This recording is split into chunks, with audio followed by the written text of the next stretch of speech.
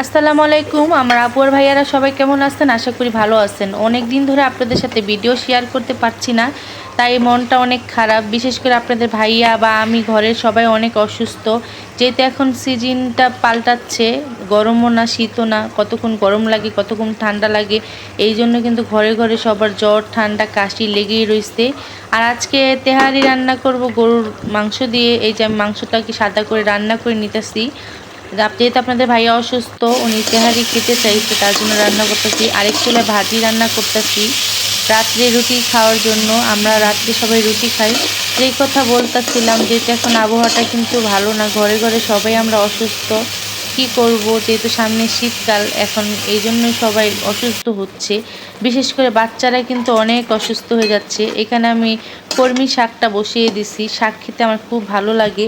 অনেক দিন ধরে সবার ভিডিওগুলো দেখতে পাচ্ছি না।